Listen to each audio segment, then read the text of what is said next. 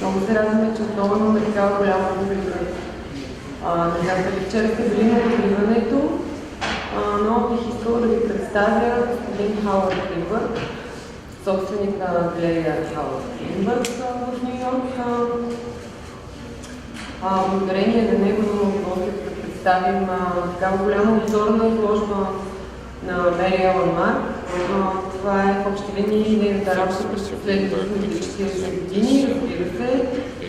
Представително извадка няколко серии, един от мелодичните серии Streetlights, Indian Circus, портрети на знаменити снимани по време на сетове на известни холивудски филми и много снимки, които включват проучванията и фотоесета, продължение на дълги години работа, изписания лайф, деца, хора, които живеят на ръба на мизерията, хора, които не са имали късмета да живеят добре като нас, повечето нас. Нейният голям интерес към документална фотография включва точно това. Представител на хора, които имат труден живот. Паралелно с това, тя се интересува и от друга страна на монетата, от така наречените известни, но много хора вече начин да представя. Тази вечер Хауърд ще представи нейните произведения, защото той познава най-добре от всички. И след това ще разкажа за неговата колекция, защото освен на галерист, който представлява много известни автори фотографии, като Арно Зиман, например, той е и дилър на съвременна фотография, един от най-големите в света, притежаващ колекция от над 35 000 vintage фотографии, за които той ще ви разкаже тази вечер. Good. We're on. Yeah. Well, thank you all for coming tonight, and I want to say that it's my first trip to Bulgaria, first trip to Sofia, of course, and I have to thank Erdogan and Ivan for deciding to present an exhibition on Mary Ellen Mark. Благодаря ви за това, че сте тук тази вечер. Аз за първ път съм в България и в София. Трябва да благодаря на Гергана и на Иван за това, че решиха да представят тази изложба на Мери Елън Марк. She is not only one of the great photographers of the last half of the 20th century, but her work is international in scope. She worked in many different countries, and her concerns were universal. They were American, so to speak, even though she was from New York and originally from Philadelphia. So I think it's appropriate that her show be here in what I would consider an international setting. Тя не само е един от най-големите фотографи на втората половина на 20 век, но и фотограф, който е работил в множество страни по света и в този смисъл обхвата на нейната работа е универсален. Тя не се занимава само с Съединените щати, въпреки че е от Филаделфия и живя в Ню Йорк, но работата е универсална. So why don't I start? Let's get this a little closer. These photographs were provided to me by Mary Ellen's husband, Martin Bell, who was a award-winning filmmaker and a collaborator with Mary Ellen from the time that they got together in the 1980s. And I asked him to give me some pictures for the PowerPoint. He gave me a couple of very early ones, and this, of course, is young Mary Ellen, as it says. Can you see it? Yeah, you can see the text. I don't know if you can read English, but I'll repeat it. She was born in Philadelphia in 1940. Тези снимки ми бяха дадени от съпруга на Мери Елън, Мартин Бейл, който е известен кинорежисьор с множество награди и който ги помага в нейната работа, откакто те са заедно от 80-те години. Това са много ранни нейни снимки от детство, Както вече казах, това, което пише отдолу е, че тя гледа през Филаделфия през 40-та година и тук снимам с кучето си Мики. Okay. Here's a photograph of Mary Ellen, head cheerleader, when she was 17 years old. I don't think she looks as pretty in this picture as she actually was. I've seen many other photographs of her as a young woman, and she was really quite beautiful, with very engaging eyes, which I think helped her quite a bit in her career as a photographer in winning over all these different people that she photographed. Това е снимка на Мери Елън в гимназията като главна мажоретка. Всъщност мисля, че на тази снимка не се вижда колко беше красива тя. Тя имаше много красиви очи, което много й помагаше в нейната кариера на фотограф, защото помагаше да предразположи хората, които снимаше, те да се отворят пред нейния обектив. So Mary Ellen went to the University of Pennsylvania where she studied painting, and immediately after graduating entered into the Annenberg School for Communication and began immediately to photograph.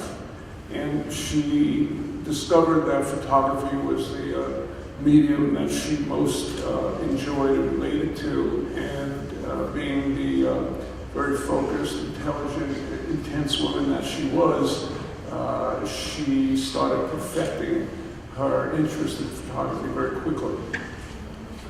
Мери Елън постъпва в университета в Пенсилвания, където учи живопис и след това в училището по комуникация Амбър, където започва да се занимава с фотография. Това се оказва нейното любимо изразно средство и бидейки много фокусиран, интелигентен и интензивен, силен човек, тя много бързо напредва в това изкуство.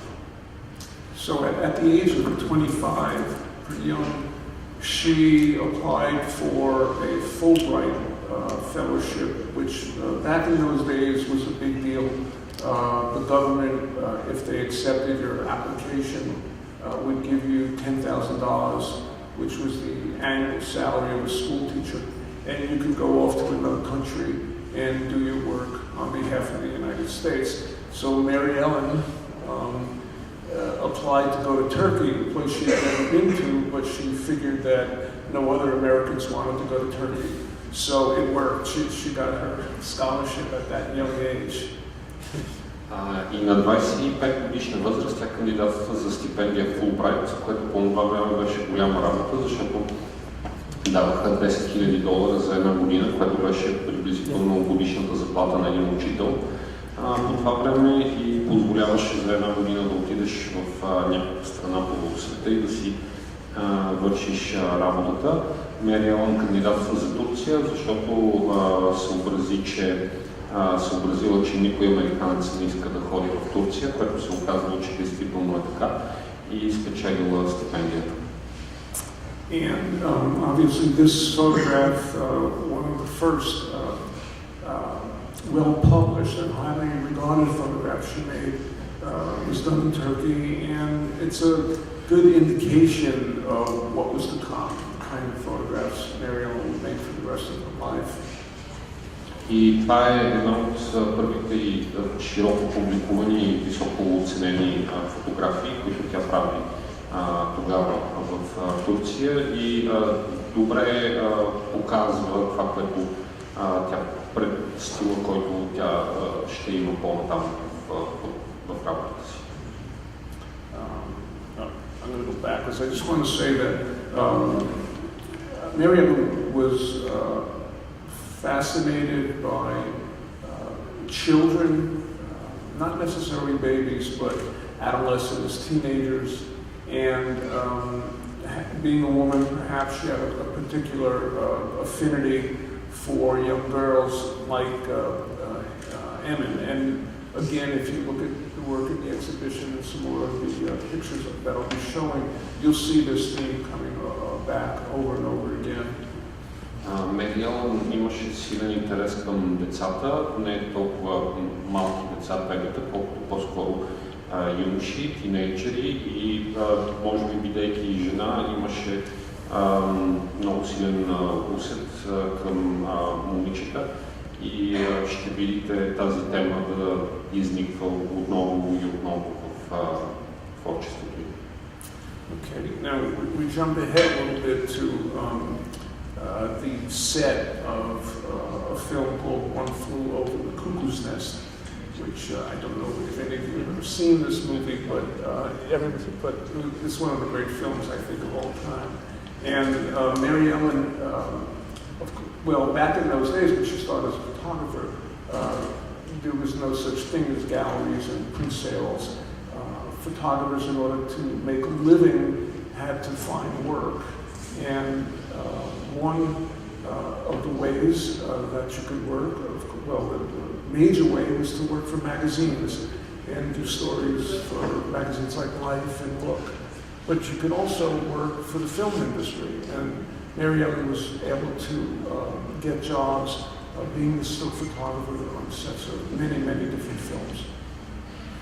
Стигаме до снимките от снимачната площадка на полет на Куковиче гнездо, който според мен е един от големите филми на всички времена.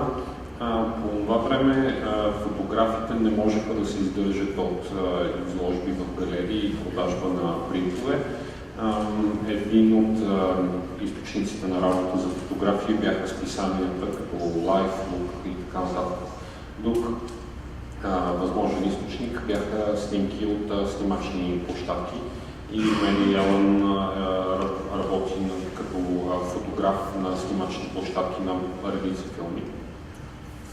Her typical style, the kinds of pictures that she made for herself, you can see several of them on the walls in the exhibition where she photographed the celebrities at off moments, not while they were acting for the camera, but while they were relaxing or in the dressing room or just hanging out doing nothing. Then she could engage the celebrity as just another human being and try and do what she did so well, which was to make a portrait that got to some essence of their personality. Типичният стил, можете да видите тук няколко такива образци, е да снима актьорите, когато те не играят, когато са в почивка, когато са си в гримьорната и това им позволява да вникне в, така да се каже, характера на съответния човек. I selected this particular photograph of Cuckoo's Nest for an interesting reason. She did go and she photographed on the set in the State Hospital in Oregon in 1974. But that was filmed. At the same time she was there, she was made aware of an award for young women, or for women who were mentally ill and locked up in this hospital called Oregon State Hospital. And she became very fascinated and she wanted to photograph those girls who had never been photographed before, who would never allow a photographer to be in this locked ward. She became aware of an award. Locked ward, like a hospital okay, unit that was locked up. Yeah. Значи причината да избера точно тази снимка е защото това се случва през 1974 в държавната болница в Орегон, където се снима полет над Куковиче гнездо и тогава тя разбира, че в рамките на тази болница съществува някакво затворено крило, където се държат жени с психически разстройства. И тогава тя проявява интерес да снима тези жени, които нормално са в такова затворено крило и никога няма да бъдат, не биха били снимани света, никога иначе не би ги видял. It's important to know this about her because Miriam liked to be challenged. She liked to go where other people didn't go or couldn't go. She liked to photograph people who were in places, excuse me, in situations where life was going on, but other people in the world wouldn't know about it. And she was very persuasive, and she was very focused and single-minded, and it wasn't easy for her to gain access to what was known as Ward 81. But she talked the director in the hospital into it, and after that made really her first great essay, and I think that her second book. И мисля, че това е нещо, което е важно да се знае за Мери Елън. Тя беше човек, който имаше интерес към такива места, където има живот, където се случват някакви неща, но за които външния свят никога нормално не би разбрал. И тя беше много фокусиран и упорит човек. Беше много трудно да бъде допусната до това крило А1, което нормално е затворено, но в крайна сметка успя да убеди директора на болницата. So this is one of the photographs from Ward 81, and I'll go through just a couple of others to give you an idea of what she accomplished. And I should tell you that recently it was discovered, because they had been on a shelf all these years, for 40 years, her index cards with a small print of several hundred photographs that she made there. On each card were very, very intricate notes made by Mary Ellen and a writer, another woman who worked with her on Ward 81 and would eventually write for the book. And these small cards are going to be the subject of a new exhibition, a new look at this work. Ето това са снимките от това отделение или крило 81, затворено отделение за жени. Тук трябва да кажа, че наскоро бяха открити няколко стотин картончета, на които тя се е водила много подробни записки, докато е снимала тези жени, и скоро ще се направи специална изложба с тези картончета. So now we move on to some of the only color work that Mary Ellen ever did. You've noticed, I'm sure, that all the photographs in the exhibition are in black and white. That's because Mary Ellen really believed in black and white photography and made most of the pictures that way. However, in keeping with her fascination with India, where she made many trips to and photographed different aspects of India, the one real challenging project for her in the beginning was when she became aware of the brothels, the houses of prostitution in what was then Bombay, Mumbai, in the late 70s.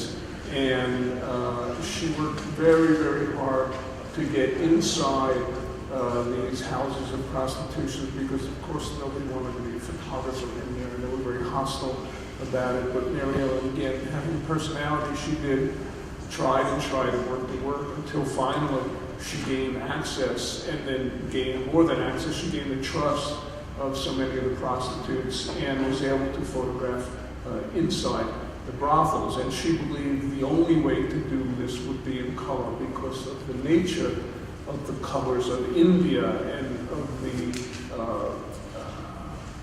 the vivid textures and contrasts and feelings that color brought out in this particular setting.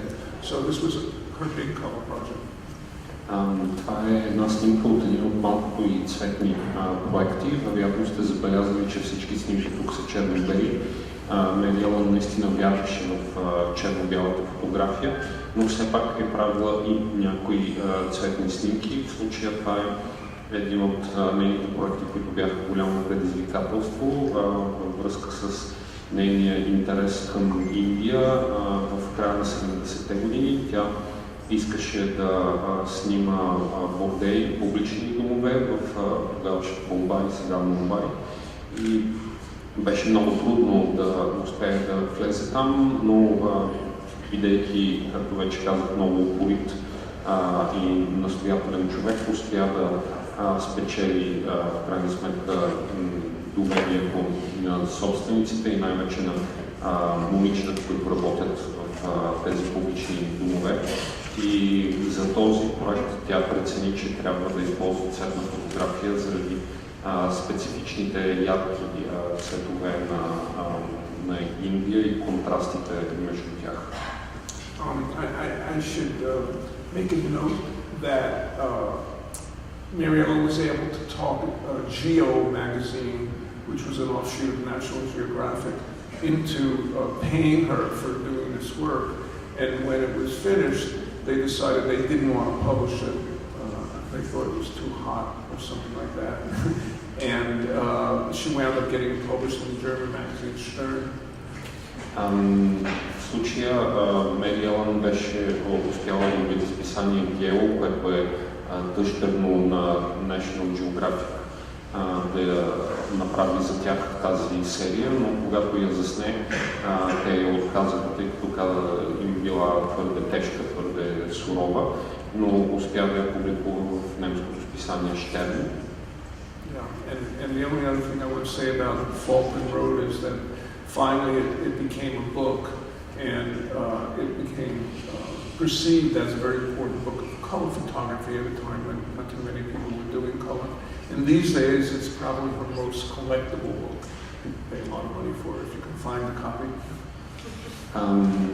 Когато по-късно този проект излезе като книга, проектът се казва Falkland Road.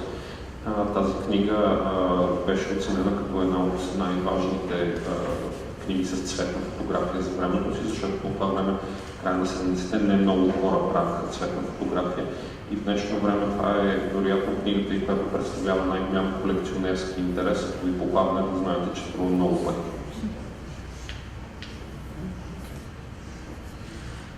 So, this is Tiny. She's over there on the wall also.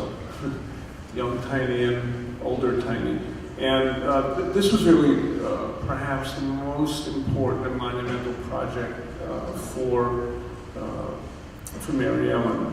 She went out on assignment to Life magazine to photograph, what would you say, disenfranchised, runaways, problem juveniles in America. And she actually selected Seattle as the city she wanted to go to, because Seattle was considered one of the best cities to live in America. Това е Тайни, която виждате там на стената, като малка и като малко по-голяма.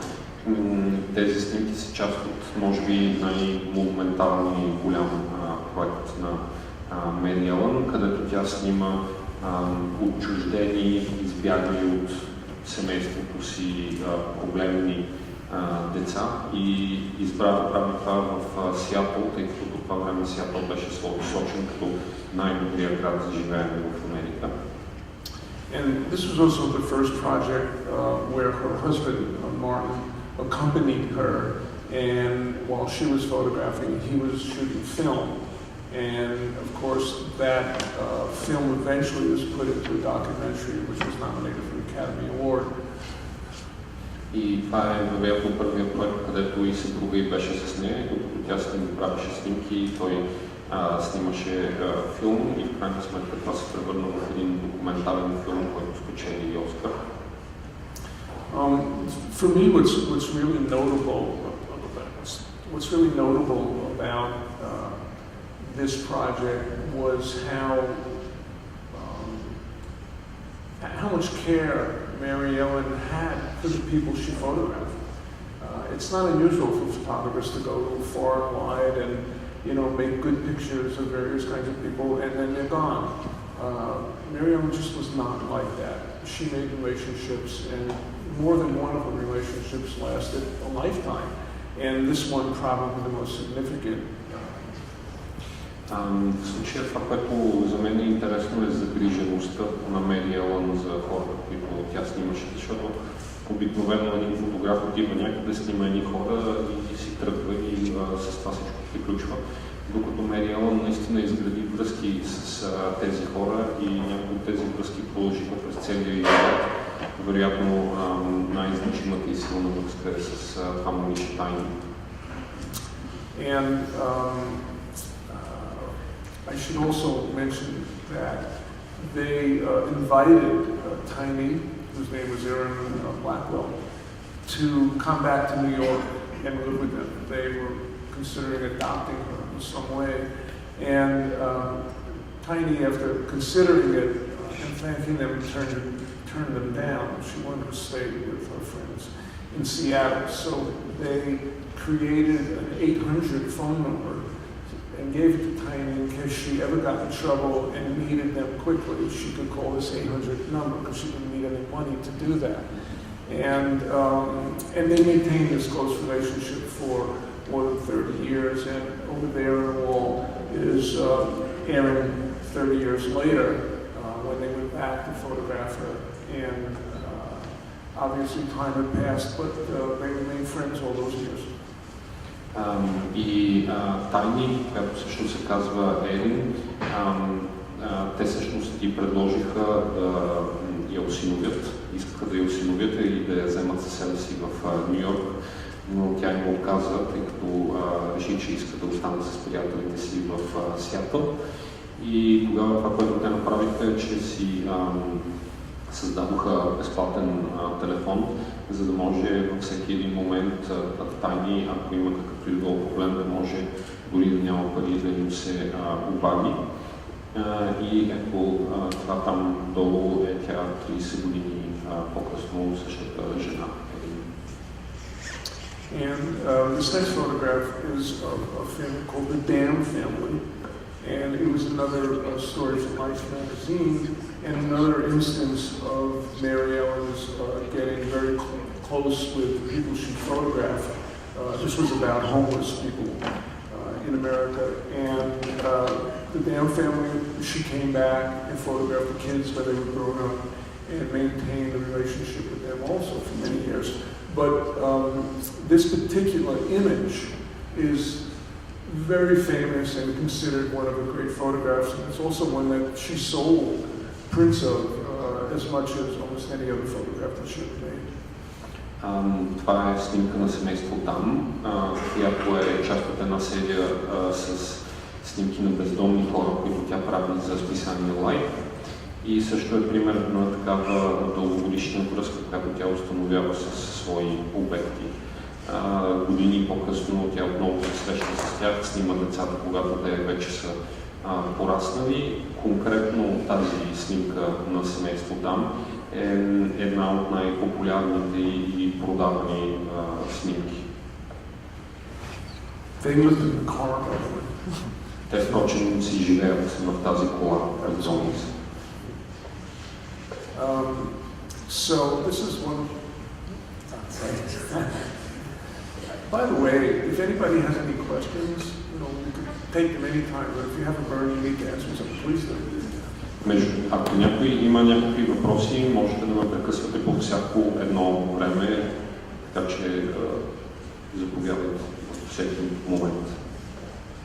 Okay, so this is another one of the photographs from Indian Circus, general title of a project that Mary Ellen took on and returned to over a few years and culminated in one of her incredible books called Indian Circus. Това е една от снимките от големия нейн проект Индийски цирк, проект, който и отне няколко години и в крайна сметка кулминира с нейната книга Индийски цирк. And let's see, moving on to Dana's favorite picture by Mary Ellen. These are the performing dogs in the circus of Vietnam in 1994. And it's interesting, this picture was made for a series of books that were done one year for many, many years called A Day in Life. Probably heard or seen them. And lots of photographers were assigned to go where they wanted to go and make one photograph that day, and it was all culminated into one publication, and this was Mary Ellen's contribution in 1994. Това е любимата снимка на Герляна. кучета, които играят в един виетнамски цирк. Снимката е правена през 1994 година за една поредица от фотографски книги, която излиза ежегодно и се нарича Day in the Life of един ден от живота на, където различни фотографии ходят в различни страни по света и снимат един ден, така че това е приноса на Мери Елън към тази традиция. And moving on from India and Vietnam, Mary Ellen's next stop, you might say, was Mexico. She went to Mexico also to follow a circus and fell in love with Mexico. She went back for many, many years, particularly to Oaxaca, which she told me was a magical place. And suddenly, Mary Ellen's clothes and her jewelry changed. She started to look Mexican. It's true, she took on the culture of that country quite totally. And, made great pictures. And I would say, I think it was even more important as Mary Ellen evolved as a teacher. Това е Мексико след Индия и Виетнам. Тя отида да снима в Мексико. Отново снимаше циркове, най-вече в Оахака, което, както тя ми каза, било прекрасно място. И тогава и облеклото и бижутата и напълно се промениха. Тя започна да изглежда като мексиканка, напълно възприе културата на тази страна. Влюби се в Мексико и тогава започна да работи и като учителка, като преподавател. I wasn't aware of this until I started doing some homework before coming here last week. And Mary Ellen taught, close to 100 workshops in different places over the years. And obviously, she loved to teach. She loved her students, and she loved to impart what she could, her knowledge and her passion for photography to young people.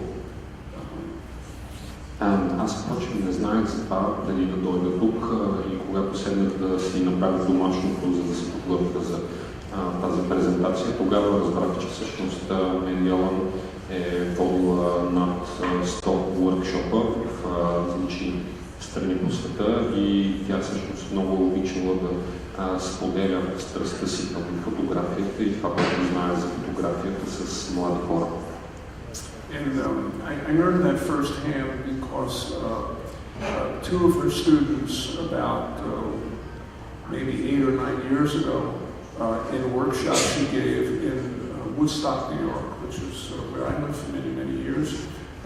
Two of her students were two of my daughters. And they took a workshop and they both said it was a fantastic experience, that she was great and they learned an awful lot from her. So I know that she was a good teacher. И знам от първа ръка, че тя била много добра учителка, защото всъщност двете мои дъщери са участвали в нейн workshop в Woodstock, Ню Йорк и ми казаха, че е било много вдъхновяващо преживяване за тях и тя е била много добър преподавател. And getting back to this photograph, I wanted to add that when Mary Ellen and I did a show together at my gallery in 2000, this was the picture I chose for the invitation piece. And the title of the exhibition was Strange Moments. And I thought this was a perfect strange moment. За да се върна към тази снимка, това беше заглавната снимка на изложбата, която направих през 2000 година с Мери Елън, която изложба се казваше Странни моменти и ми се стори, че това действително е една такава снимка, която показва един доста странен момент. Moving on to more recent times, Mary Ellen discovered that there was such a thing as the Twins Festival in Twinsburg, Ohio. I must admit, I don't know where Twinsburg, Ohio is. I have a clue. But every year, there's a festival where identical twins show up, and I don't know what they do. I don't know if they have a contest for best dressed or whatever. But Miriam learned about this from a small article in the newspaper, and she went there with a 20 by 24 inch Polaroid camera, which she had access to, and set up a small studio and started photographing the twins. В по-малко време Mary Ellen направи този проект на един фестивал на близнаците. Се оказа, че има в Туинсбърг, все едно близнаково, да речем на български, Туинсбърг, Охайо. Трябва да си призная, че нямам представа къде се намира Greenberg, Ohio, но Mary Ellen от един малък материал във вестника разбрала, че има такъв фестивал.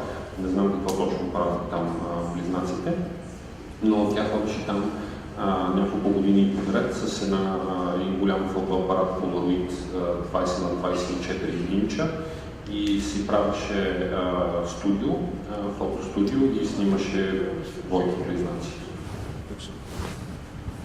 So anyway, we don't have any of the 20 by 24 inch Polaroid prints here, but on that screen over there is the video that she made at the same time she was doing the photographs. So you can see a whole bunch of the twins that she engaged. Нямаме от тези принтове 20 на 24 инча, за съжаление, но там на тази стена на телевизора можете да видите видеото, което тя засне с близнаците, докато правеше и снимки.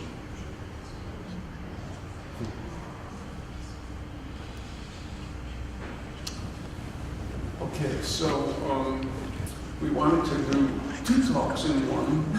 The second one being about collecting photographs, and I made some selections of photographs from my own personal collection, which was fortunate enough to have a small tour around Europe for a few years in Switzerland and Paris and Budapest and Amsterdam.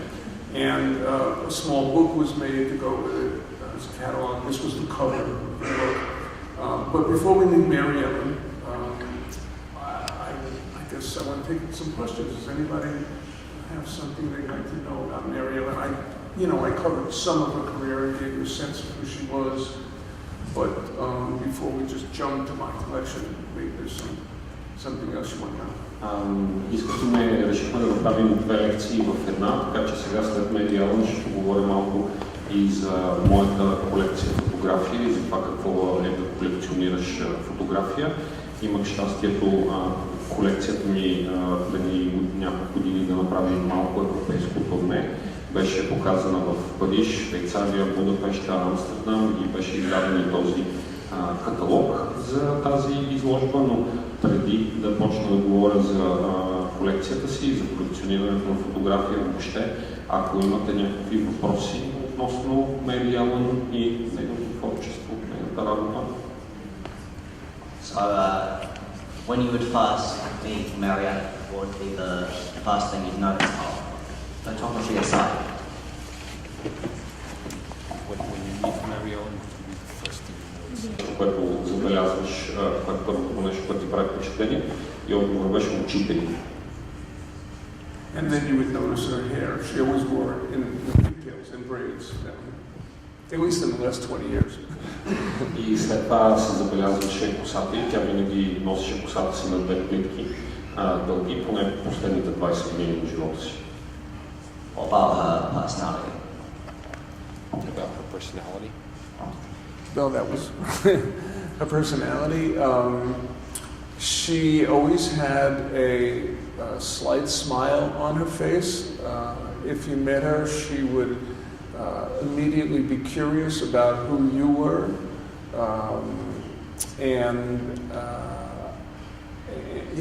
and she would probably find something about you interesting, and she would tell you that. По отношение на характера и на лицето винаги имаше една съвсем лека усмивка и всеки човек, когато тя срещне, намираше за интересен, за любопитен и винаги намираше нещо интересно, нещо любопитно във всеки един човек и винаги го казваше, винаги ти казваше какво интересно вижда, любопитно вижда в теб.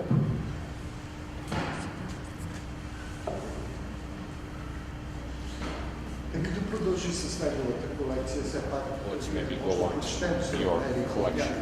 We can read about Mary Ellen art, but your Okay. collection is more interesting. Okay. So let me introduce the idea of my collection by saying that I never, well, first of all, I have the genetic instinct to collect everything that I touch, and always did since I was born. На първо място трябва да кажа, че имам такъв генетично заложен инстинкт да колекционирам всичко, до което се докосна. Винаги е било така от най-ранна детска възраст.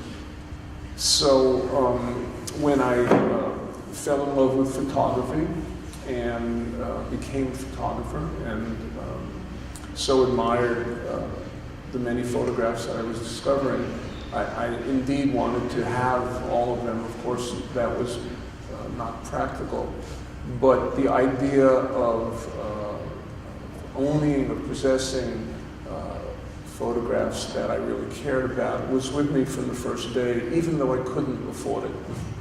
И когато развих интерес към фотографията, когато започнах да се занимавам с фотография, много се любовах на различните снимки, които виждах и исках да притежавам всички, но това нямаше как да се случи. Но така или иначе тази идея да притежавам фотографии беше с мен от самото начало, въпреки че в началото нямаше как да си го позволя. But I was very fortunate because I became a photography dealer and I had access to really some of the great photographers and great photographs that were ever made early on. I decided I was going to be a photography gallerist in 1980 after having been a photographer for about 10 years. And that was a time when there weren't so many photography galleries and there wasn't so much of a market for selling photographs. So I was lucky in that I got in early. И за щастие имах щастието да стана търговец, дилър на фотография и по този начин имах достъп до някои от най-големите фотографии и най-добрите снимки въобще. Реших да отворя галерия за фотография през 80-та година, след като вече бях работил като фотограф 10 години. По това време нямаше все още много галерии за фотография, нямаше почти пазар за фотография, така че имах късмета да съм един от първите. For me, collecting was a very personal pursuit. In the beginning, for many, many years, I never really considered that I was building a collection of any importance or any specific reason. I was only fortunate from time to time to have a particular print of a particular photograph in the gallery or coming through the gallery that spoke to me in a way that I really wanted to own it, and at that moment I could afford to buy it and take it home. В самото начало колекцията ми беше едно чисто лично начинание. Не съм смятал първите години, че изграждам колекция, която да има каквато и било значимост или стойност. Просто имах късмета понякога през галерията ми да минава някой принт на определена фотография, който по някакъв начин ми говореше и имах желание да притежавам и в този момент да мога и да си го позволя. So, let me show you a few pictures and I can explain more about how I was thinking at the time. We could start with this one on the cover of the book. Now, I should mention that the last thing, that when I was a photographer, I loved to print. I loved to spend my time in the darkroom and try to make a beautiful print of whatever picture I liked. And I found it enormously challenging and also very gratifying when you finally could get the right print. As I discovered the history of photography sometime later, I also discovered that the materials, the papers, and even the chemicals that we used to develop the papers were very different in years before I was born. And often these, what we now call vintage prints, were extraordinarily beautiful and just different than anything that I had ever experienced.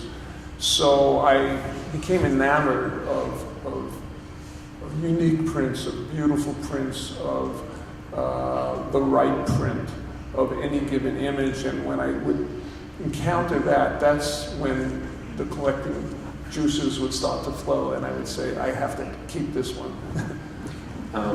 Ще покажа няколко снимки и ще ви разкажа малко за това какво си мислех по това време. Можем да започнем с ето тази. Трябва да кажа, че когато започнах да се занимавам когато се занимавах с фотография, много обичах да се занимавам с проявяване и с правене на принтове. И това от една страна беше за мен голямо предизвикателство, но също така ми даваше и огромно удовлетворение, когато успявах да направя такъв принт, какъвто съм искал.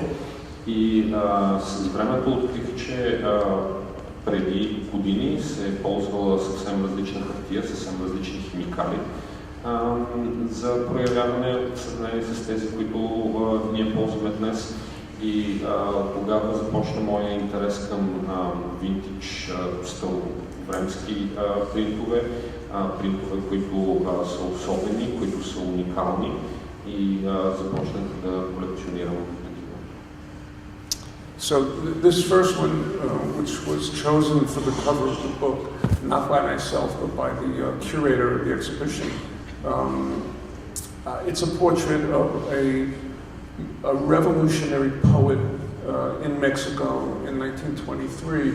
Her name was Nahui Olin, and the photograph is by Edward Weston, who is truly one of the greatest photographers who ever lived, and it comes from the time when he was living in Mexico and making some of his most memorable photographs. This portrait is by many considered to be one of the great portrait photographs of all time, and the print that's in my collection is a platinum print. I wish I had it here to show you. It's a beautiful brownish, well, you can kind of see from the illustration color, but it also has a feeling like the clay of Mexico was rubbed on the surface of it. It has that reddish, brownish tone to it. And it's in perfect condition. It's mounted and it's signed. And it's the only known vintage platinum print of this photograph. There were silver prints that he made later in museums, but this particular one is the only one of its kind. And when it came into the gallery, I put it on the wall of a photography fair to sell it. And during setup, I thought to myself, I can't sell this photograph to someone else. This is the most amazing thing I've ever seen. I'm going to have to buy it myself. So I put a red dot on it and got a lot of people very upset with me that it wasn't available for sale. And it went into my collection.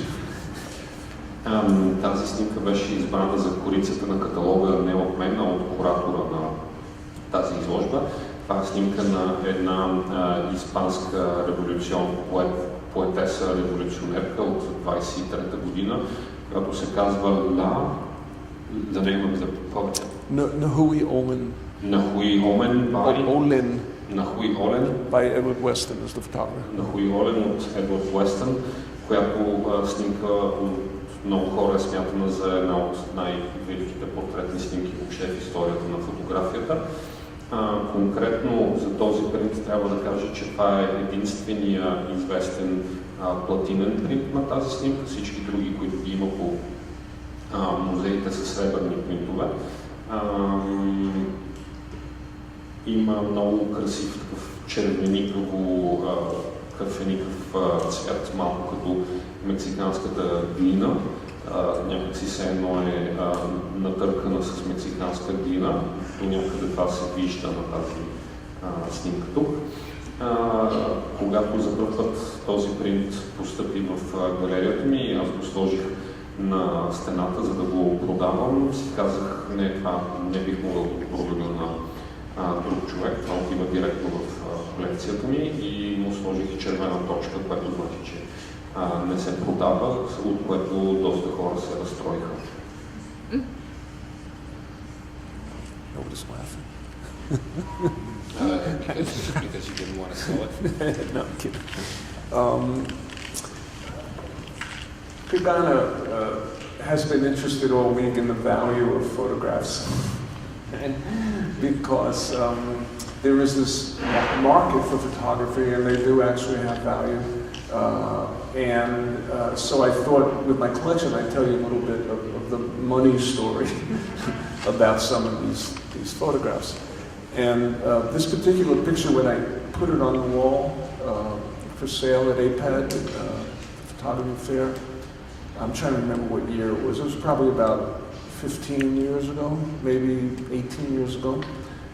The price that I decided was $150,000. That's what I was going to sell it for. Even then, it was a rare treasure that was incredibly valued. When the collection was appraised recently, because I'm in the process of selling the entire collection to a museum, this photograph was appraised at $1.1 million. Последните дни Гергана ме разпитва за цените на фотографията и може би трябва да ви разкажа малко за това, тъй като има пазар за фотография, така че няколко думи за цените на фотографиите.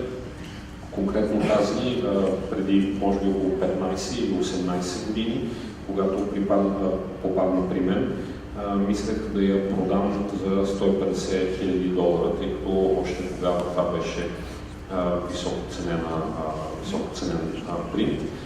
Сега при оценяването на моята колекция, тъй като в момента мисля да продам колекцията си на един музей, този конкретно принт беше оценен на $1,5 милиона. I wish I had the money in my pocket though. Ще ми се обаче да ги имах тези пари да могат да си купят. Okay, so moving on, let's see. I think this color, this photograph is very important to me because it's really the first photograph that I had in the gallery, which I finally, after trying to sell it for many months, acquired it for myself and paid a lot of money for it back then. And for me, it was the icebreaker. It was the first time I said, well, I can be a real collector also, and I'm just going to spend this money and buy this photograph. So, you know, I had other photographs that I had traded with photographers and I accumulated one way or another, but this was the first time I bought something for real money and sort of crossed that line as a real collector. The price was $4,000. It was in 86 or 87 when I bought it for myself. Тази конкретна снимка е много важна за мен, защото това е първата снимка, която след като бях излагал в галерията си в продължение на месеци и не бях успял да продам, реших, че мога самия аз да я купя и с нея, така да се каже, разчупих леда и реших, че мога да бъда колекционер. До тогава бях разменял снимки с други галеристи, но това беше първата, която купих за колекцията си. Това беше през 86 или 7 година. Платих за нея $4,000, което по това време беше доста.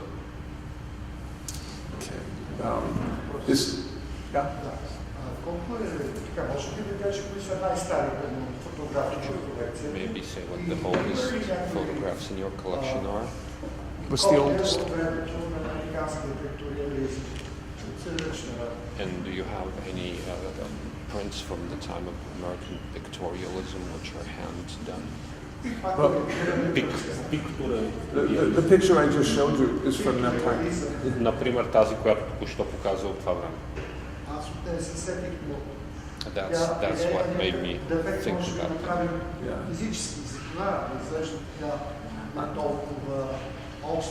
But it doesn't look so sharp. Maybe there's something special about it. A lot of American, not just American, a lot of early pictorial photographs that were made around the turn of the century, just after, are not sharp. They were trying to make photographs look like paintings at that point, and the style of painting was not sharp. So you often see pictures that are made with soft focus lenses. That particular photograph is made by a photographer called Struss, and he actually invented his own lens to make his photographs, called it the Struss lens. And if you saw the original print and you look carefully, you would notice that it's both sharp and out of focus at the same time. There's a very beautiful and very unusual look to it that his lens, and only his lens, was able to achieve. Ами, това всъщност са първите пикториалисти, трябва да се казват тия хора, от края на 19-ти, началото на 20 век, които се опитват да имитират живописи, тъй като живописите по това време не е остра, такава по-размита, затова и те правят снимките си по този начин. Това всъщност е снимка на един човек, който се казва Струс, който даже измисля специален обектив, за да постигне този ефект, който се казва обектива на Струс. И ако видите оригиналното копие, ще видите, че то едновременно е остро и в същото време не е на фокус. Т.е. търси се такъв мек фокус, който се постига с този обектив. Okay, and not to belabor the point, but the process that he made the print is called, he called it multiple coated platinum. And on the sheet of paper, he put the light sensitive motion on by hand on one side, expose it, then he did it on the other side and expose it, and he did that several times. And the look of the final print is extraordinary. It has almost a dimensional feel, almost three-dimensional. You can't see it here, but and that was one of the reasons that I wanted this photograph for myself, because I had never seen anything like it. It was extremely beautiful. Процесът всъщност на проявяване, който тук терминологията ми бяга, ще ми помагате, който ползва е многократно платинено проявяване, го нарича той, при което проявява и от двете страни многократно ръчно и всъщност ако видите оригиналното копие, то изглежда почти триизмерно. Подложката стъклена ли е? Подложката на изображението стъклена ли е? If the base of the picture is on glass. Was it made from a glass negative? Yes, base glass. The base. The negative for this picture? That's a good question. I don't know. It might have been. The print, because you said that this print from both sides, and you can see it as three-dimensional. So is the base of when the emulsion is put, if it's on glass, in order to see the back side, or? Yeah, that's a good question. I don't know how he did it, but you could see the image on the back of the print. It's faint, but you could see it on the back of the print as well as the front. Не знам как го е направил, но образа, макар и такъв неясен, се вижда и на гърба на копието. Okay, so this next picture is not about the beautiful process of photography, but it's about one of the great photographers who ever lived, who's not that well known. His name was Martin Munkaci, and Martin Munkaci was originally from Hungary, and he became world famous. He started as a sports photographer, and then he went to Berlin to photograph for one of the first great picture newspapers. It was called Berliner Illustrator. And Martin Munkaci could go anywhere in the world and photograph. He was extremely famous and important in his time. And he was in Berlin from 1927 to 1933 when William Randolph Hearst, who amongst other things owned Harper's Bazaar, great fashion magazine that's still published. And Hearst invited Munkaci to come to America and to work for Bazaar. So Munkaci moved, he came over here, and he changed the entire look of fashion photography. This picture was considered his first great fashion photograph, and up until then, all fashion photography was done in the studio. It was done under very carefully controlled situation. The great fashion photographer of the moment was Edward Steichen, who was great, but he worked entirely different. Munkachi took the model out of the studio. Being a sports photographer, had them in motion and with all this life and energy. And I was very, Това е снимка на един от големите фотографии, който не е толкова известен, колкото заслужава да бъде. Мартин Мункачи, унгарски фотограф, който прави първоначално спортна фотография, отначало в Унгария, след това между 27 и 33 година за едно от първите в Германия, за едно от първите илюстрован немски вестник. Той е много известен фотограф по това време и може да си позволи да обикаля навсякъде по света да снима. През 30-та година Уилям Хърст, който е собственик на Хартърс Базар, известно до ден днешен модно списание в Щатите, го взима със себе си в Щатите, където той почва да снима за това списание и напълно променя модната фотография в Щатите. До тогава тя се прави само в студио. Той е първият, който почва да прави модна фотография на открито и бидейки спортен фотограф в движение. So I was very fortunate in that I learned when I was living in Woodstock and opened my first gallery that Munkachi's daughter also lived in Woodstock. So I met her and she was very reluctant at first, but we started to work together and I began to represent the estate of Munkachi, which was a very big deal for me back then as a young photo dealer. She didn't have many original prints. This particular one was unique. It was the only vintage print of this photograph. And of course I always felt like I wanted it, but his daughter Joan, she didn't want to sell it. She wanted to keep it. Когато създадох галерията си в Вудсток, се оказа всъщност, имах късмета, че да се окаже, че дъщерята на Мункачи също живее в Вудсток и в крайна сметка стана така, че аз станах представител на колекцията на нейната колекция от фотографии на баща ми. Всъщност имаше много малко запазени стари копия. Това е единственото старо копие на точно тази снимка, която аз много исках да купя, но тя не пожела да ми трудне. So one day I learned that Joan needed some money and she had another friend in Woodstock, and without mentioning to me, she sold this photograph to that friend. To make a long story short, that friend then needed money a few years later and she offered me the photograph. I told Joan, of course, I thought it was only right. And Joan said, no, I really regretted selling it. I want to have it, so I'm going to buy it back. And she did, and I said, okay, Joan, but if you're ever going to sell it, you better tell me. И оказа се обаче в един момент, че на Джоан ни потребвали пари от дъщерята на Мункачи и без да ми казва нищо, продала това копие на своя приятелка в града, на която обаче няколко години по-късно също и потребваха пари, така че аз купих копието от нея. И когато Джон разбра за това, тя каза, че така не може и купи копието от мен. И аз казах, добре, ще ти го продам, но ако някой ден отново решиш да го продаваш, нали все пак кажи ми.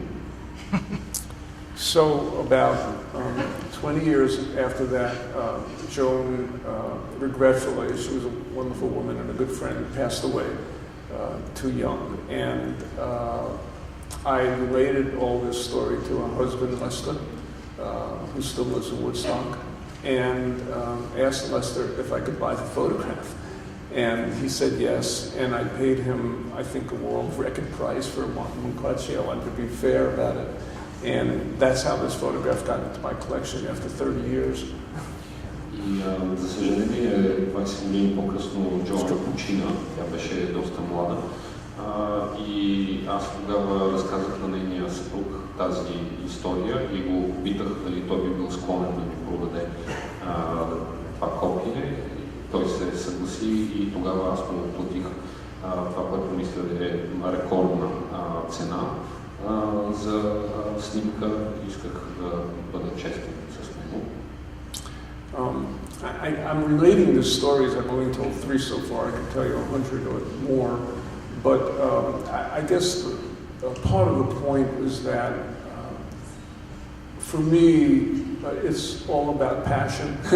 It's all about an irrational desire when something means so much to me to own it, to have it, to hold on to it, to see it every day and all that. And I may be an extreme case, but I think the point is I believe in collecting, not just photography, anything. The best way to do it is if you have a real passion for it, if you really love it, you're really interested in it, then you collect it and you probably wind up with a wonderful collection. Такива колекционерски истории бих могъл да разказвам стотици, но основното, което струва ми се опитвам да кажа е, че за мен колекционирането е въпрос на страст, въпрос на някакво такова абсолютно ирационално желание да притежавам нещо, да си е у мен, да мога да го си го гледам всеки ден. Аз вярвам в колекционирането и мисля, че ако колекционираш каквото и да било, това е въпрос на страст и ако ти го правиш, влагаш наистина страст в колекционирането, след известно време ще имаш наистина чудесна колекция. A few more stories. Още няколко истории ще разкажа все пак. This lovely, very simple, beautiful portrait of a young African-American girl made in 1948 by a photographer who's not well known, but she was a great photographer, Consuelo Kanaga, is one of my all-time favorite pictures. This photograph, I wish you could see the original print. It has such a magical and spiritual and special quality that basically everybody I know who's ever seen the print of this photograph falls in love with it, more so than almost anything else in my collection. Този изключително простичък и красив портрет на афроамериканско момиче от 1948 година е една от въобще най-любимите ми фотографии. Правен е от един много известен фотограф, Канага. И съжалявам, че не можете да видите оригиналната снимка. Тя е изключително красива и всеки, който я е видял, просто се влюбва в нея. And it also has a story in that a long time ago, it would have been about 1982, I curated an exhibition on an organization called the Photo League. Kanaga was a member, and I was able to borrow a very small print of this photograph, which I put on the cover of the catalog. And the owner, I wanted to buy it even then. I mean, it was only worth a few $100s, even though it was so incredible. But the owner just simply wouldn't sell it to me. So after the show was over, I returned it and set about looking for another print of it because I wanted to have one. And it was probably, I'm going to say, 15 or 18 years later that I got a phone call from a colleague in Martha's Vineyard, and an old woman walked into his gallery and had 2 photographs by a woman who she knew when she was younger, named Consuelo Kanaga, and he described the photographs to me and told me she wants a lot of money for the 2 of them. I said, how much? He said, $18,000. I said, the check is in the mail, send them to me. And that's how I finally got a great print of this photograph. It was much larger than the first one. I saw it much more beautiful. Когато за първ път се опитах да купя копия на тази снимка, беше през 1982 година, курирах изложба на една организация на фотография, в която членуваше Канада. И тогава можах да взема назаем едно съвсем малко копие на тази снимка, за да го ползвам за корицата на каталога. И исках и да го купя. То струваше няколко стотин долара, но собственикът му отказа по всякакъв начин да ви го продаде. И дълги години след това търсих копия на тази фотография и може би 15 или 18 години по-късно ми се обадиха от Марта Звинят, че в една галерия дошла една жена, която на младни познавала Ханака и имала две негови снимки. И питах колко пари искат. Казаха ми много пари, иска 18 000 долара. И аз казах, пускам ви чека, пращайте ми. Okay, I'll try to keep it short so we don't all sleep here tonight and just have a few more to show. This is a photograph called Chez Mondrian by André Cortège, and I think it's considered one of the great photographs ever made. And my printer, there are many prints. Cortège became very famous in the 1970s and 1980s, and he made hundreds of prints of this photograph, which got sold. This particular one is made on what was called postcard paper, carte postale, because he was in France. And it's about this big. It's tiny. And you can't tell the color, unfortunately. It's just a beautiful, beautiful, exquisite print. And I won't say any more because it's a long story. If anybody wants to know the story, come ask me later. Това е една снимка у Пиет Мондриан на Андре Кортеш. Кертеш, мисли. Много известна снимка, много продавана. Конкретно това копие е на хартия, която се казва такава пощенска картичка, хартия за пощенски картички и е с съответния размер. Тук историята значи в случая тя е с много красиви цветове, които тук за съжаление не се виждат, но историята на това как се здобих с това копие е много дълга. В случая няма да ви я разказвам, ако някой го интересува, да дойде при мен след лекцията, ще му я разкажа. Един въпрос. Видях, че има снимки от много европейски автори. Има ли в България фотография? I see you have photographs of many European authors. Do you have any Bulgarian photographer? No. Do you have something good for me? Можете ли да препоръчате нещо? Now that I'm here, I'm going to start going to antique shops and looking. Сега, докато съм тук, се оглеждам за нещо от български автор. One of the greatest things that happened to me in my career as a gallerist was to have the privilege to represent the estate of Edward Steichen. Edward Steichen is truly one of the great giants of photography, and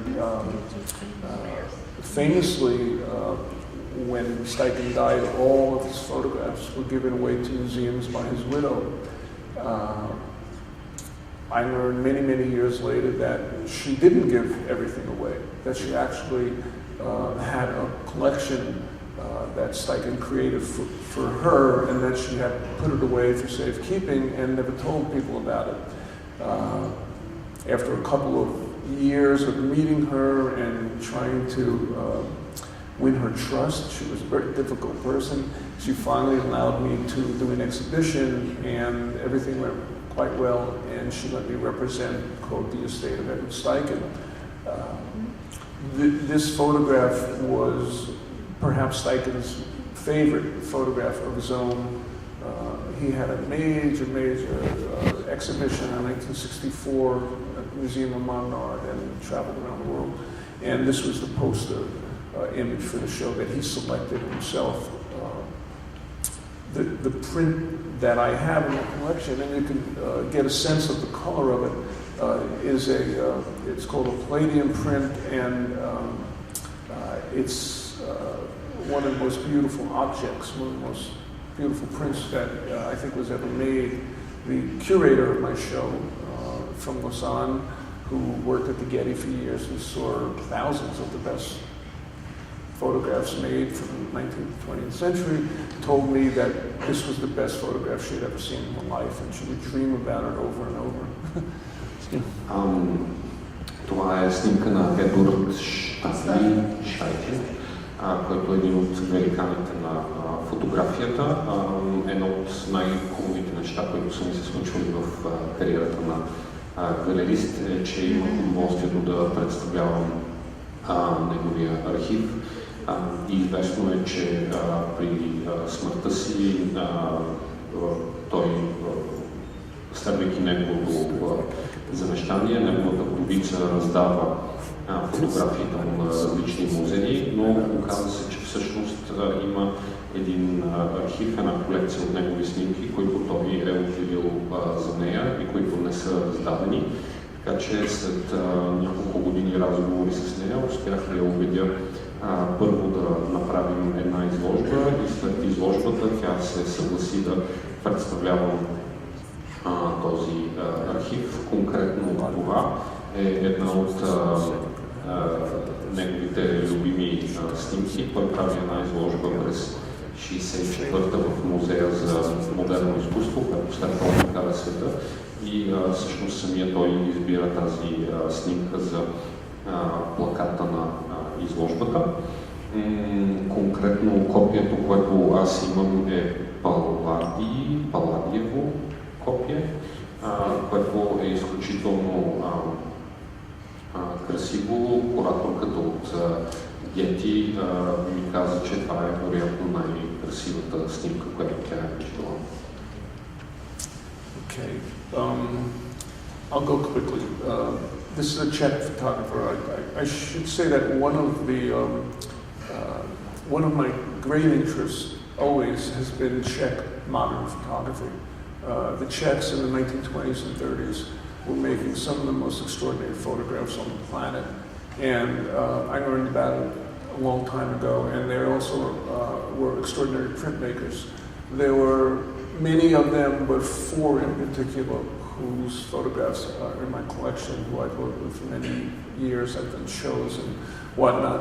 This particular one is made by František Didikol, and Didikol worked with nudes. They were all dancers.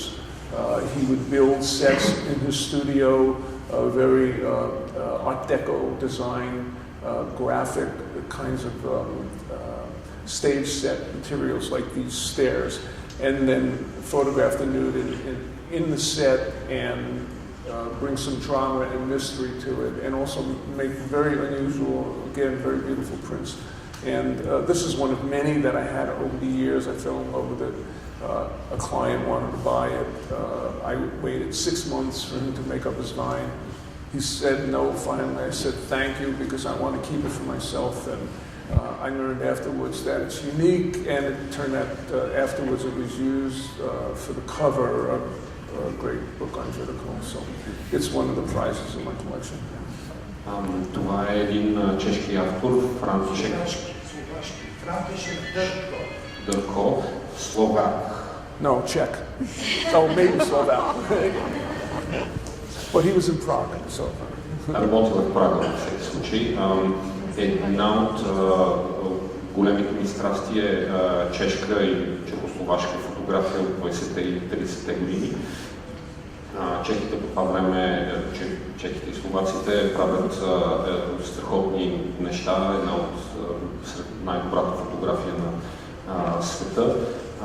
Конкретно в случая този автор работи с танцорки, които нали, с тях прави такива инсценирани фотографии с арт-деко, декори в студиото си, които са някакси така много мистични, много интересни.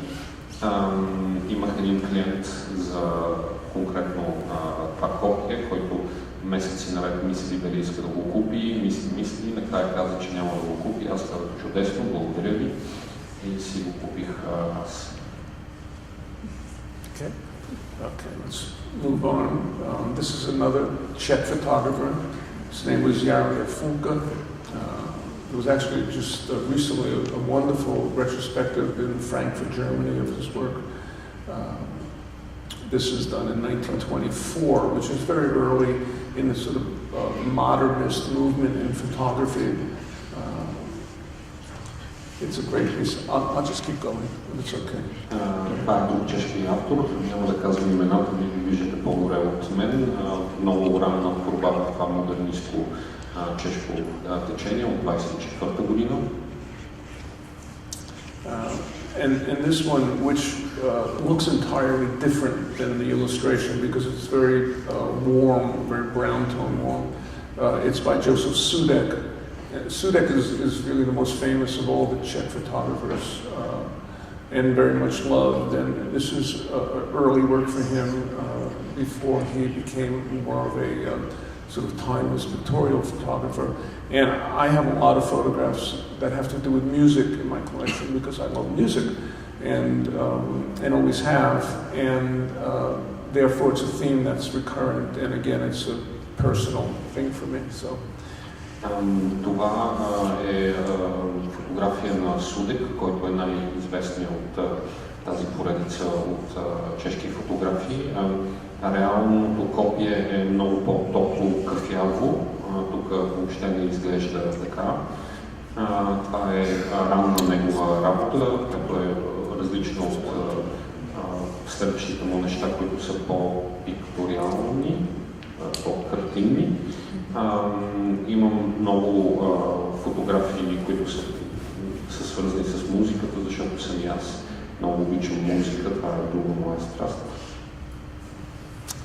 Okay, and this is a film star, Gloria Swanson, by Edward Steichen. It's also considered one of the great portrait photographs of all time. There's a print of this coming up in auction next week in New York. It's estimated at $400,000-$600,000. Това е друг един портрет на Едвард Штайхен, който се смята също за един от най-големите портрети, най-силните портрети на всички времена.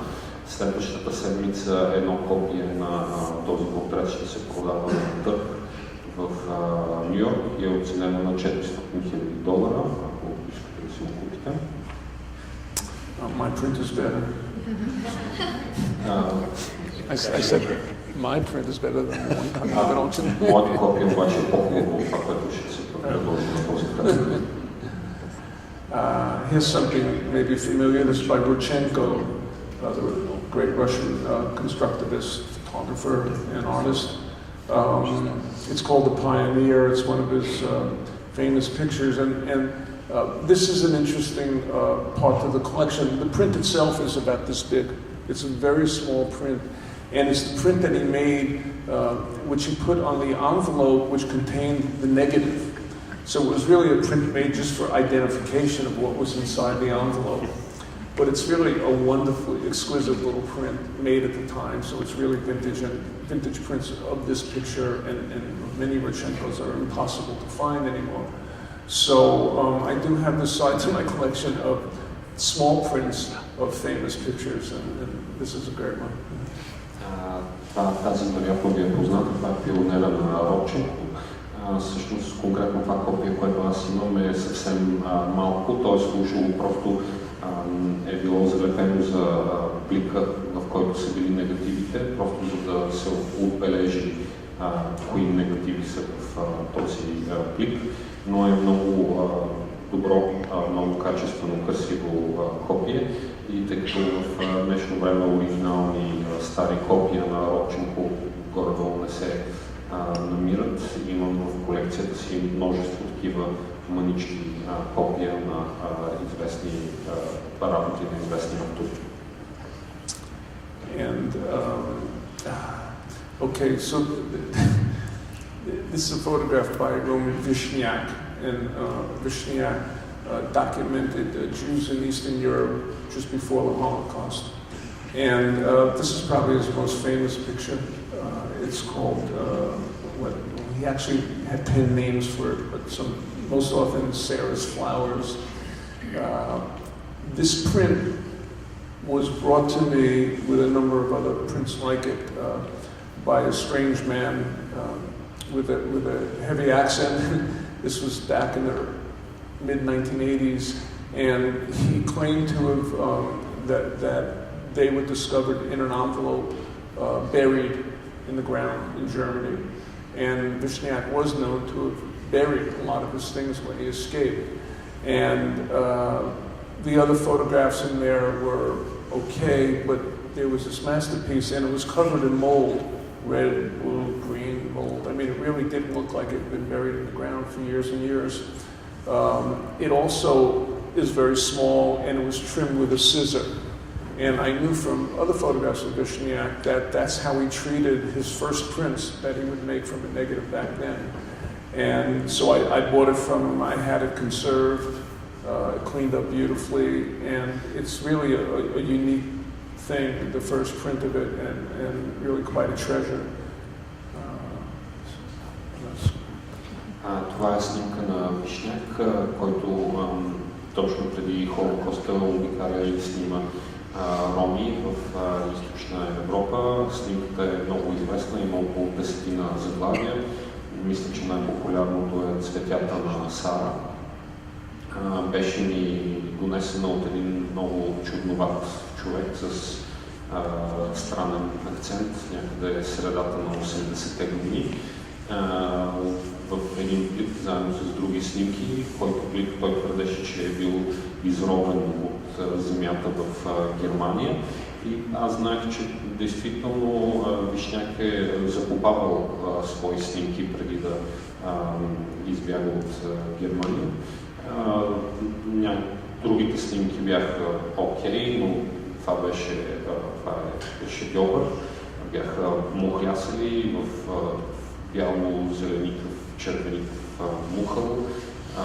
Бяха изрязвани с ножица и аз знаех, че в ранния си период Вишняк действително е изрязвал с ножица копията, които е правил. Дадох го на реставрация и много време го реставрираха и почистиха. This is by Henri Cartier-Bresson, and it's also a very small print. It came from Edward Steichen's estate. Cartier-Bresson had an exhibition at Museum of Modern Art in 1947 when Steichen was the curator, and he gave it to Steichen. And I learned many years later from Cartier-Bresson's widow, Martine Frank, who's a great photographer who I used to represent. She thought that this might have been, even though it was made in around 1947, this might have been the first print he ever made of this negative. And it's a very famous Cartier-Bresson photograph. So she went back and checked the records, and indeed, I didn't know it, but I had the first print from the negative. It's also a very, very exquisite small print. Това е известна фотография на Картие-Бресон, също от колекцията на Штайхен, която представлявах, тъй като Штайхен през 1947 курира изложба на Картие-Бресон и Картие-Бресон му подарява това копие, което в последствие една много добър фотограф, която също представлявах, ми каза, че това вероятно е първото копие, направено от тази снимка, и проверихме и се оказа, че това действително е първо копие от тази снимка. Okay. All right, so how are you doing out there? You have patience for one or two more stories? Or? Слушат ли все още една история? Yeah, okay. This is a good one. I told this one on television the other day. So this should be a familiar photograph to most of you. It's one of the most famous photographs about the invasion of Normandy, D-Day, World War II. And it was made by the also very famous war photographer Robert Capa. And what's so interesting about this print is I discovered the print in the files of Life magazine. I was very fortunate. In 1999, I was given the privilege really to exclusively be able to go into their archive and take the original prints that were made for Life magazine and sell them. I actually advised the people at Life magazine not to do it, that there's a better way to raise money than selling the family jewels, but they said, no, we want to sell out the archive and you go do it. So I said, okay. So I found this and I knew the story that when these negatives were shipped back to New York and they were processed and prints were made from them, an accident happened. Only a few prints were made before the accident and the negatives were ruined. So there were only a very small handful of original prints from the original negative that were made. Here was this print in the file, the only real print of this picture that existed. All the other prints, all the reproductions and all the books were made from a copy negative of this print. And the interesting part of the story is that a man who was Kappa's biographer, Richard Whalen, was putting together a definitive retrospective show in New York at the International Center of Photography. And we were talking about this picture, and I said, you know, Richard, I have what I think is the only original print. And he went kind of crazy. He said, I have to see it, da-da-da. So I showed him the print, and he actually screamed in my gallery. You know, screamed. He couldn't believe it. I said, what are you screaming about? He said, you don't understand. He said, for years, so many people have been claiming to be this person, you know, getting out of the water. And we haven't been sure. Now I know, he said, because this photograph is sharp and all the other aren't. And I can tell the face of this person now, and he's the one who I actually thought was telling the truth all along. And it turned out the guy was still alive, living on the other side of the country, and they brought him to New York for the opening. And I met him, and a great mystery was resolved. And I still have the photograph in the collection. Това е много известна снимка от дебаркирането в Нормандия на двойния фотограф Робърт Капа. През 1999 година бях допуснат от списание Life в техния архив, за да изробя оригиналните снимки от старите им прояве и да ги предложа за продан в моята галерия. Аз всъщност тогава се опитах да ги разобедя, да не го правят. Казах им, че разпродажбата на семейните бижута не е най-добрият начин да събереш пари, но те ми казаха, не, ще ги продадем. Аз казах, добре. В архива им попаднах наред с други снимки на тази, за която знаех, че е всъщност единственото оригинално копие от оригиналния негатив, тъй като когато снимките от това дебаркиране в Нормандия са били проявявани в Ню Йорк, се е случил някаква злополука и негатива е бил повреден, така че всъщност всички други копия, които могат да се видят, са правени от копие от негатива. Това е единственото оригинално копие. И известно време по-късно, когато биографа на Капа правеше негова ретроспективна изложба, аз си говорих с него и му казах, че имам у мен вероятно единственото истинско оригинално копие на тази снимка, който пожела да го види и когато дойде в галерията ми се разпищя. И аз го питах, защо пищиш, и той каза, ти не разбираш, от години има множество хора, които претендират, че те са този войник, който се вижда на снимката. И сега, тъй като това е единственото такова остро копие, успях да видя кой действително е истинския войник и той е точно този, който и аз си мислех, че е единствения, който не лъже. И се оказа, че този човек е жив и здрав, живее на другия край на страната и го поканихме дойде на откриването на изложбата. Okay, and this is the last one, I believe. And this is a photograph made by one of my favorite photographers. His name was Eugene Smith, and he's considered the greatest of the photo essay photographers. He did great photo stories, and he was actually very influential on Mary Ellen Mark. She used to talk about him all the time. And When I was a very young photographer, I used to visit the Museum of Modern Art and go through the permanent collection display every time I was in New York City, coming down from Woodstock. And I would look at this photograph over and over and over again. And it was one of the great turn-ons. It was one of the reasons that I became a photographer, was looking at this particular picture, because I didn't know a photograph could have so much mystery and energy and just fantastic quality. So I fell in love with it. As a dealer, years and years, I discovered Smith made many prints of this photograph, but they were all made from a copy negative, because it was a very difficult negative to make a print from. So they were very fine prints. I bought and sold many of them. I still love the picture, but none of those prints appealed to me to own. And then, again, courtesy of the Life magazine archive, I discovered this print, and this was the first print made from the negative. And it's also the only print I had ever seen that was a straight print from the negative. It wasn't burned and dodged and made very dramatic, as Smith would do it. This was just a straightforward print made in the lab, and yet it had all the qualities of the image, it brought back all the same sensations that I had when I saw it for the very first time. And again, it was unique as a print, so I said, okay, finally, after all these years, I found the print of this picture that's so important to me that I can take home, that this is the one I want to call my own. So. Това е последната снимка, за която ще ви разкажа. Това е много известна снимка на Юджин Смит, един от любимите ми автори, смятан за един от най-големите автори на фотоесета, който, впрочем, е един от авторите, които много силно са повлияли Мери Елън Марк.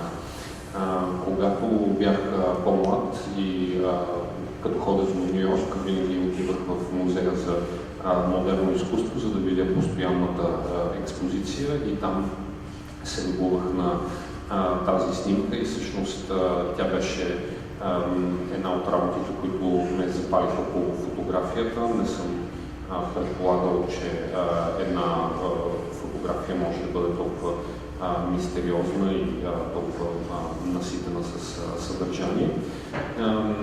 Години по-късно, вече като търговец на фотография, през мене минаха множество копия на тази снимка, но повечето копия, които Смит е продал през живота си, не са от оригиналния негатив, а от копия на негатива, тъй като от оригиналния негатив било много трудно да се правят копия, и някакси тези копия не ми правяха толкова силно впечатление и не вдъхваха у мен желание да ги притежавам. И чак години по-късно, отново благодарение на архива на списание Life, у мен попадна това първо копие, което е направено от оригиналния негатив, и отново ми даде това също усещане, което бях имал като младеж в музея за модерно изкуство, и него вече си го купих.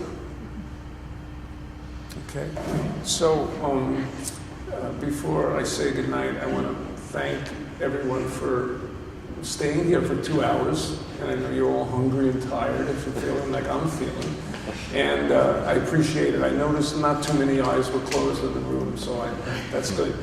And I want to thank Martin for his incredible interpretation today and the other day on television. He's really a pro, this guy, and thank you. And mostly I want to thank Ghana over here and apologize to her as well, because we were supposed to do this back and forth, and we only did it one way, so I'm sorry I took over Ghana. But I sincerely appreciate your effort to have this show and to bring me here and to participate in what's been a really wonderful week for me, and all this. And I hope maybe we provided some inspiration for everybody. And Sofia, and let's do it again. Okay.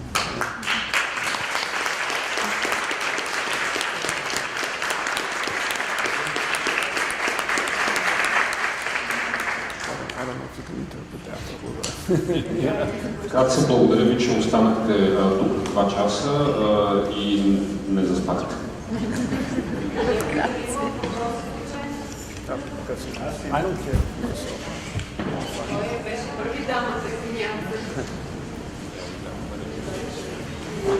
Okay. Здравейте, благодаря много за изключително интересните презентации. Имам два бързи въпроса. Как през годините се променя начина, по който гледате и оценявате кадрите, как тренирахте окото си, има ли нещо, което се промени в това, което търсите в един кадър и дали притежавате примите някакъв негатив на евреите? Has your way of viewing photography, your way of assessing photographs, evaluating photographs changed through the years? First question. And second, do you own a print Man Ray?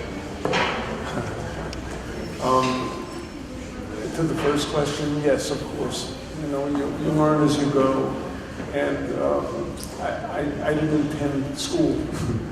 You know, I call it on-the-job training. So, yeah, you know, experience teaches you a lot. And I have owned a couple of great Man Rays, but they didn't stay in the collection for various reasons. But I also never really desired to collect by photographer. And as a dealer, as a gallery, I really couldn't hold on to everything that I wanted to. I had some great Man Rays that I would love to have in my collection, but it just didn't work out. So. По първия въпрос, да, разбира се, човек се учи с времето. Мисля, че се уча в хода на работата си и разбира се, днес гледам и оценявам фотографията по много различен начин. Притежавал съм два страхотни принта на Man Ray. По различни причини не можах да ги задържа при мен, просто като търговец, като галерист, въпреки че ми се искаше, не можах да ги запазя при себе си. Моят въпрос е защо обмисляте да се разделите с колекцията си и как ще задоволявате след това колекционерската си страст? Selling your collection and what's going to happen to your passion as a collector? Okay, I wasn't intending on selling the collection until the exhibition happened, and quite by surprise, the director of the Museum Lausanne, Switzerland, asked me if I would sell the collection.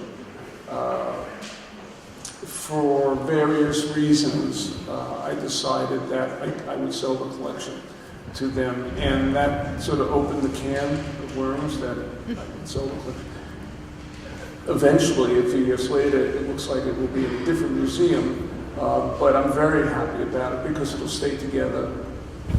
It'll be maybe my legacy, what I've accomplished in photography, and they're going to do quite a bit of programming around it and a big book and all that kind of stuff. So I think it's the best thing that could happen to the collection. And the second part is very interesting for me. Once I had the collection exhibited, and once it went on the road and a little book was made, I kind of naturally, not by choice, just happened, I lost my desire to add to the collection. I felt like I reached a milestone, you know, I created something that's wonderful and special, and you can't just do this for the rest of your life. I couldn't do it for the rest of my life, and it wasn't, as I say, an intellectual decision, it just sort of happened, I lost the desire. So there have been a few pictures since then that I would have ordinarily taken home in the collection, but I'm not doing it anymore. След като се направи тази пътуваща изложба на моята колекция, за моя изненада директора на галерията в Лозана ми предложи да купи колекцията ми и не мислех да я продавам, но в крайна сметка се съгласих и в крайна сметка изглежда, че ще продам колекцията си не на Лозана, а на друга галерия, но се радвам, че ще остане заедно, ще се запази целостта на тази колекция, така по някакъв начин ще се запази това, което аз съм постигнал като колекция в фотографията. Ще остане в моя следа. Иначе, след като беше направена тази изложба. Не съм го мислил, но успях да колекционирам просто някакси. Не беше рационално решение, по-скоро някакси почувствах, че съм постигнал някаква завършеност. Постигнал съм нещо, което е забележително и стойностно и по някакъв начин завършено. И от тогава действително не съм купувал други фотографии. През ръцете ми минаха няколко, които нормално бих купил, но вече не го правя, вече не се занимавам с това.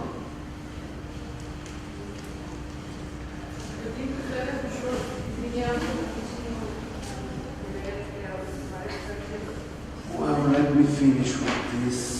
We know all the beauty of old photography, but what do you think people will like in the future, which we can live them now? What do you think that they will prize them, and what do you think we can do in Bulgaria to get more famous as a Bulgarian photographers or Eastern Europe photographers? Because I don't think nobody knows. Well, are you asking about what you could do in Bulgaria for Bulgarian photographers to make them more famous outside of Bulgaria? Or what can you do in Bulgaria to bring famous photographers from outside here? No, from here to Which Bulgaria. As Bulgarian photographers kind of get noticed outside Bulgaria. Well, I don't think Bulgaria has anything to do with it. I think it's the process is the same as any photographer anywhere in the world has. You know, how do I get my pictures seen and appreciated by a wide audience? I mean, there are many ways, you know, but with the internet, there's lots of ways to be seen. There are, honestly, I think you have to hit the road also. I think it's helpful to get out of town and go visit galleries in other places and curators of museums in other places and places where photographers get together internationally. There are some Arles. There's a festival in Arles where photographers from all over gather. There's the Photo Fest in Houston every other year, and photographers from all over the world come and show their portfolios to curators and galleries from all over the world. Things like that, you have to do the same as a photographer from, Taiwan or wherever. But you can send out your work via the internet. It's not as good as showing the real thing, but your images to whoever you want to. We have this thing, and there's no magic formula. There's no pill to take, and it all works. It's a lot of hard work to get noticed in this world, but that's the way you have to do it. Yeah. По отношение на това как един български фотограф може да бъде забелязан извън България, това не е по-различно отколкото за който би било друг фотограф.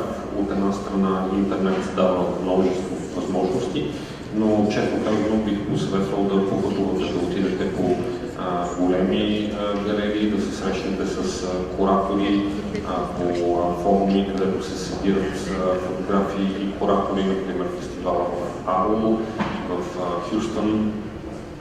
Като цяло, откъдето и да сте по света, дали ще от България, Тайван или Щатите, е трудно човек да се пребори да бъде забелязан, но това е което се изисква.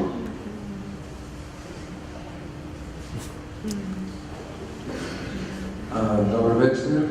Аз преподавам фотография. Тук са мои студенти. Тази вечер нашия част е тук на тази лекция. И моят въпрос е съвсем кратък. Моите студенти ще имат задача да направят анализ на фотографското творчество и да изложат следната. Искам да им помогнете и да им кажете, след като тази вечер говорихме за много световни известни имена, които са от 20 век и от 19 век, ви познавате и продавате. Защо Мариева, която след е паметниче на Дмитрий, е велик фотограф? Какво да кажем на вашите студенти?